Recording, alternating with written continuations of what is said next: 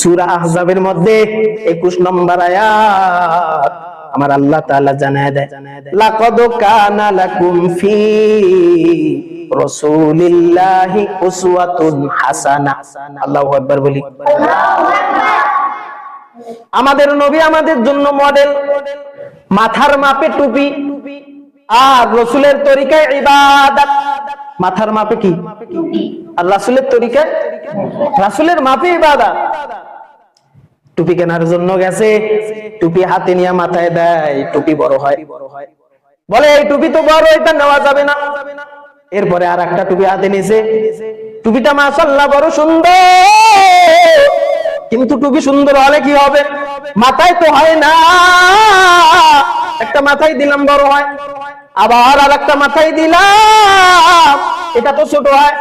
সামনে হাঁটা শুরু করেছে, দোকানদার ডাক দিয়া দিয়া বলে আরে নিয়ে যাও।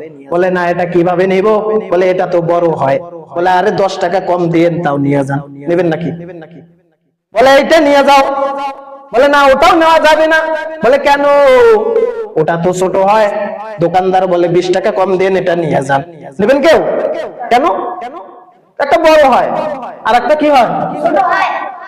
মাথার মাপে যদি আপনি টুপি না নেন, তাহলে রাসূলের তরিকায় যদি ইবাদত না হয়, ওই ইবাদত আমার আল্লাহ কিভাবে কবুল করবেন? মুসলমান ইমানদার, মাগরিবের ফরজ নামাজ কয় রাকাত? 3 রাকাত। এখন যদি কেউ বলে আমি 4 রাকাত পড়ব, কিন্তু নবীর তরিকা বাদ দিয়ে নিজে নিজে বাড়াবাড়ি করে 4 রাকাত পড়লো, এই কারণে তার নামাজ কবুল হয় নাই। বাকি ইবাদত গুলো যদি আমরা নবীর তরিকায় করতে পারি, তাহলে আল্লাহ যে বলেছেন ইন্নাস সালাতা তানহা আনিল ফাহশাই ওয়াল মুনকার, তাহলে ওই নামাজ অশ্লীল এবং মন্দ কাজ থেকে ফিরাবে। আমরা নামাজ পড়ি কিন্তু নবীর মতো নামাজ হয় না, যার কারণে নামাজ আমাদেরকে অশ্লীল এবং মন্দ কাজ থেকে ফিরায় না। কার তরিকা হয় না? কারণ আমরা নামাজ শিখেছি আমাদের বাবা মার থেকে, নামাজ শিখেছি ছোটবেলায় যখন 2 বছর 2.5 বছর, তখন আমরা বাবা যখন নামাজে দাঁড়ায়, বাবার সাথে দাঁড়িয়ে দেখা যায় ওই সময় হাফ প্যান্ট পরে নামাজে দাঁড়ায় গেছি বাবার সাথে, ঠিক কিনা? বাবা তো আলেম না, রুকুতে দেরি করা দরকার, বাবা তো রুকুতে দেরিও করে না। সিজদায় দেরি করা দরকার, বাবা তো সিজদায় দেরি করে না। ওই যে বাবার সাথে নামাজ পড়েছি, কিন্তু বাবা ভুল তরিকায় নামাজ পড়েছে, আমরাও ভুল পথে নামাজ পড়েছি, আর ওইটাই আমরা শিখেছি, যার কারণে নামাজটা আমাদের শুদ্ধ হয় না, ঠিক কিনা? রুকুতে দেরি করা ওয়াজিব, সিজদাতে দেরি করা ওয়াজিব। ওয়াজিব যদি কেউ ইচ্ছাকৃত ভাবে ছেড়ে দেয়, তাহলে কবিরা গুনাহ হবে, কবিরা গুনাহ। ভুল ক্রমে যদি ওয়াজিব ছুটে যায়, তাহলে মনে থাকলে সাহু সিজদা দিলে নামাজ আদায় হয়ে যাবে। বহু আলেম আছে, আমি নিজেই পেছনে নামাজ পড়েছি, রুকুতে দেরি করে না, সিজদাও দেরি করে না, যার কারণে কবিরা গুনাহ হয়ে যায়, ঠিক কিনা? আজকে আমি চাই কোরআন হাদিস থেকে কিছু বলতে।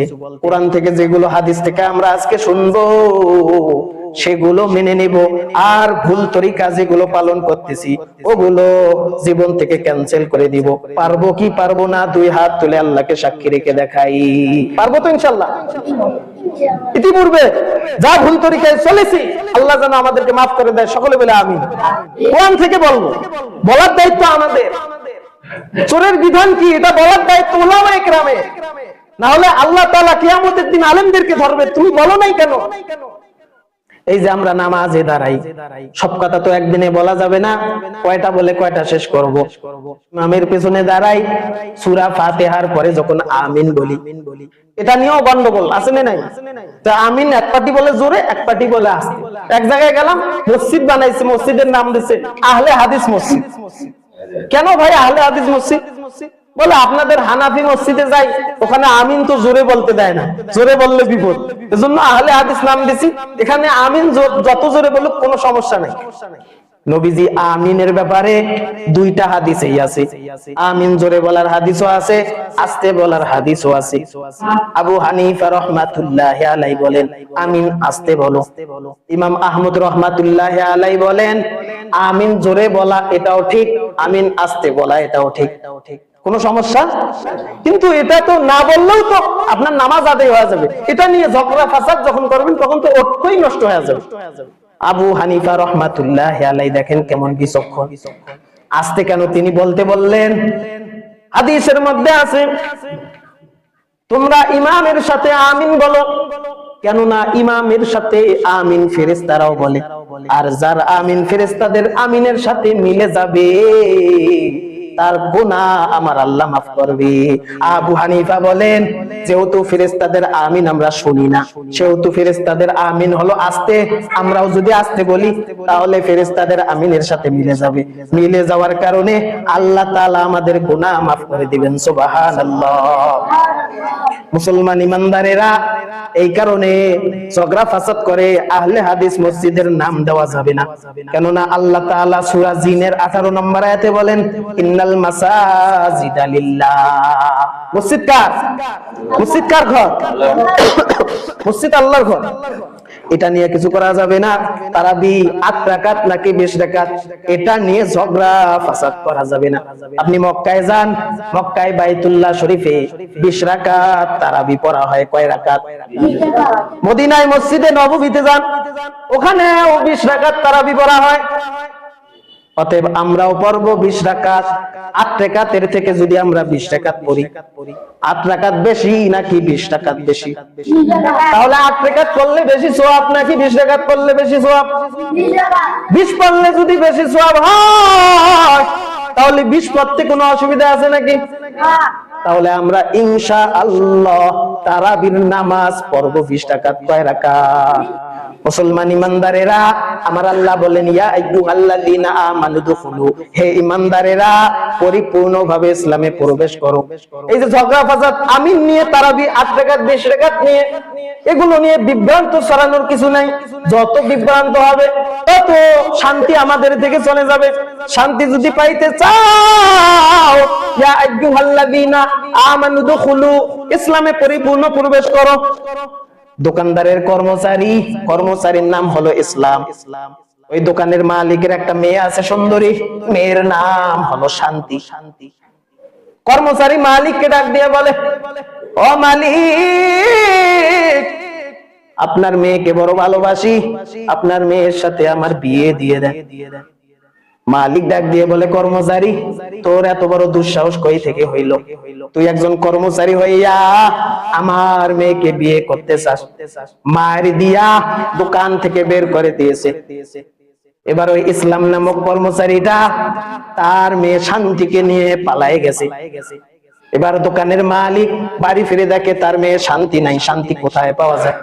শান্তিরে তালাশ করে, আর লোকেরা ডাক দিয়ে বলে শান্তিরে তো খুঁজে পাবে না। শান্তিরে খুঁজলে শান্তিকে পাইবা না। বলে তাইলে কারে খুঁজবো? বলে শান্তিকে যদি পাইতে চাও তাহলে ইসলামকে খুঁজতে হবে। শান্তি যদি আপনারা পাইতে চান, এটা কোনো কোরআন হাদিসের দৃষ্টান্ত আমি দেই নাই, এটা আপনাদের বোঝানোর জন্য বলছি। শান্তি যদি পাইতে চান তাহলে আল্লাহ বলেন ইয়া আইয়ুহাল্লাযীনা আমানু দুখুলু ফিস-সিলমি কাফা, পরিপূর্ণভাবে ইসলামে প্রবেশ করো, তাহলে শান্তি মিলবে। জোরে বলি ঠিক কিনা? বাংলাদেশে এমন কোন আইন তো দেখলাম না চোরকে ধইরা চোরের হাত কাইটা দিছে, কিন্তু কোরআনের আইন হলো চোরকে ধইরা চোরের হাত কেটে দাও। তবে ওই চোর না যেটা লাউ চোর ডিম চোর, যেটা হলো কলমের খোঁজায় লক্ষ কোটি টাকা দেশ থেকে পাচার করে, এরকম চোরকে ধইরা যদি হাত কেটে দেওয়া হইতো তাহলে এরকম বড় বড় কলমের খুসনে আলা চোর জন্ম নিত না। ঠিক কিনা?